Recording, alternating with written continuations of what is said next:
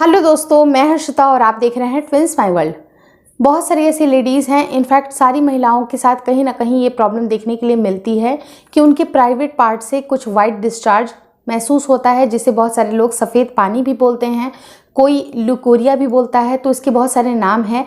तो ये क्यों होता है, हमारे मन में बहुत सारे सवाल होते हैं कि ये क्यों होता है, इसके उपचार क्या हैं, कहीं ये किसी बीमारी का संकेत तो नहीं है, ये हमारे साथ अचानक क्यों होने लगा। सबके बारे में आज इस वीडियो में डिस्कशन करेंगे।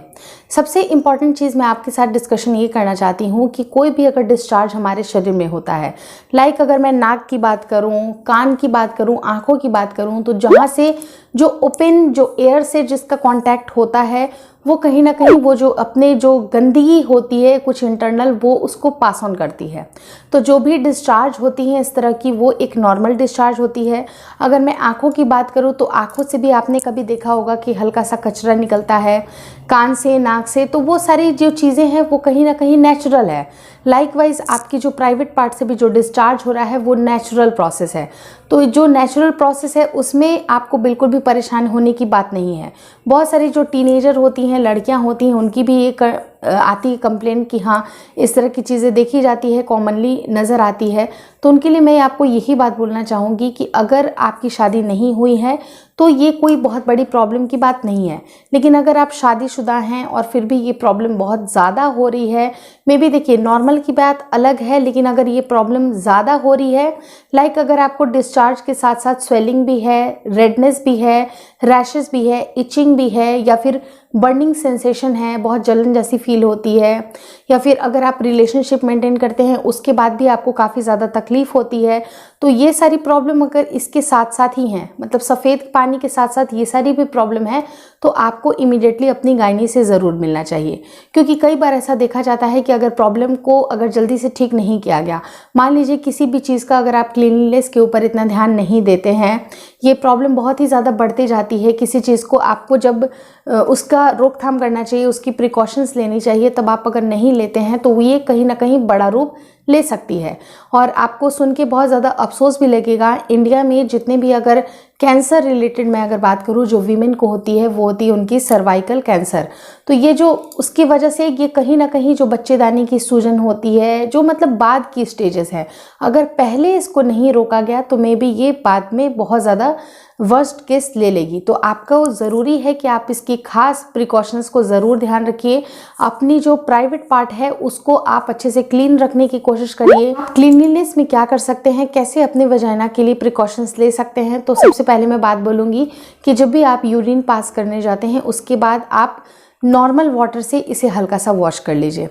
इससे करने से क्या होता है कि आपके आसपास जितनी भी उस एरिया में जितनी गंदगी है या लगने के चांसेस है वो सब कुछ धुल जाते हैं। तो टाइम टू टाइम पे अगर आप वॉश कर रहे हैं तो उससे आपके प्राइवेट पार्ट साफ रहेंगे और आपको बिल्कुल भी परेशानी नहीं होगी। दूसरी इंपॉर्टेंट चीज़, जब भी अगर आप रिलेशन भी मेंटेन करते हैं उसके बाद भी अगर आप बेबी के लिए ट्राई नहीं कर रहे हैं तो आपको आधे घंटे के बाद, मतलब जब भी, जैसे मैंने आपको टिप्स एंड ट्रिक्स बताए थे ट्राइंग टू कंसीव मेथड में, तो अगर आप बेबी ट्राई नहीं कर रहे हैं, आप क्लीनलीनेस का ध्यान रखते हैं, तो आधे घंटे के बाद आपको अपने प्राइवेट पार्ट को अच्छी तरह से क्लीन करना चाहिए। इनफैक्ट मेल को भी और फीमेल दोनों को ही क्लीन करना चाहिए। साथ ही साथ आप ऐसी पैंटीज यूज़ ना करें जो ब्रीदेबल कपड़े नहीं हो। लाइक अगर बहुत ज़्यादा आप सैटिन का या नायलॉन के कपड़े इस्तेमाल करते हैं तो ये कहीं ना कहीं आपके इन्फेक्शन को और ज़्यादा बढ़ा देती है।